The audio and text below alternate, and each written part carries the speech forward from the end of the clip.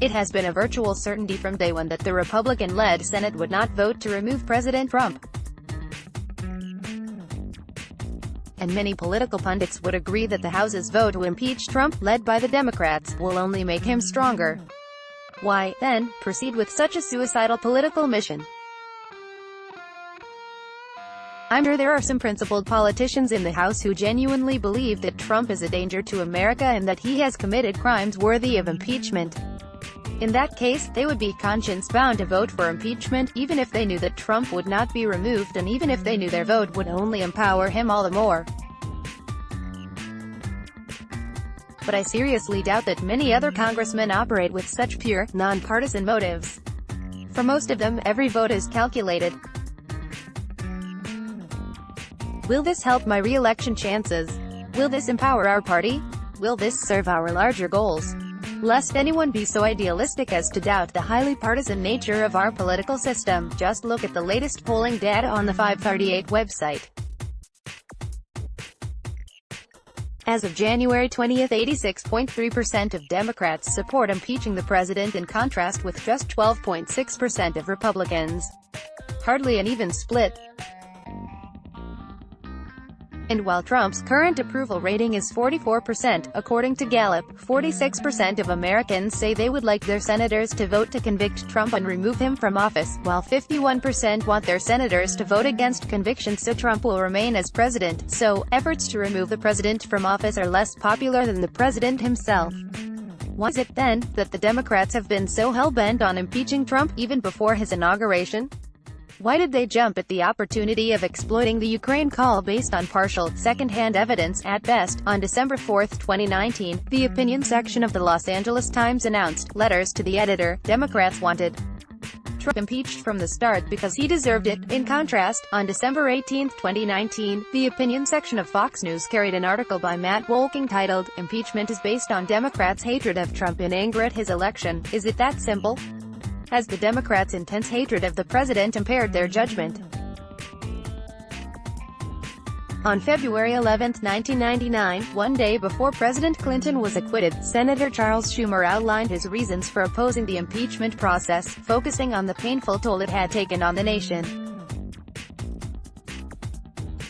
Schumer's words from 20 years ago are coming back to bite him today. He wrote, "If you had asked me 1 year ago if people like this with such obvious political motives could use our courts, play the media and tantalize the legislative branch to achieve their ends of bringing down the president, I would have said, not a chance, that doesn't happen in America." He also said this, "It seems we have lost the ability to forcefully advocate for our position without trying to criminalize or at least dishonor our adversaries, often over matters having nothing to do with the public trust. And it is hurting the country, it is marginalizing and polarizing the Congress." And while Schumer closed his passionate letter with a call for unity between the parties, he also wrote this, "It has shaken me that we stand at the brink of removing a president, not because of a popular groundswell to remove him and not because of the magnitude of the wrongs he's committed, but because conditions in late 20th century America has made it possible for a small group of people who hate Bill Clinton and hate his policies to very cleverly and very doggedly exploit the institutions of freedom that we hold dear and almost succeed in undoing him." Note that operative word, hate. That seems to be the operative word today. President Trump's political opponents hate him with such passion that, even if their impeachment efforts are suicidal from a political perspective, they can do no other. At the least, as Rep. Nancy Pelosi said on The Bill Maher Show, addressing Trump, "You are impeached forever." Again, I'm sure there are elected officials who truly feel they are acting rightly and that Trump is a disgrace to the White House and a danger to America. And, as always, I'm neither minimizing nor whitewashing the president's failures and faults. But when it comes to the why behind the impeachment process, it reminds me of the fable of the scorpion and the frog. As the story goes, a scorpion, which cannot swim, asks a frog to carry it across a river on the frog's back. The frog hesitates, afraid of being stung by the scorpion, but the scorpion argues that if it did that, they would both drown. The frog considers this argument sensible and agrees to transport the scorpion, but midway across the river the scorpion stings the frog anyway, dooming them both.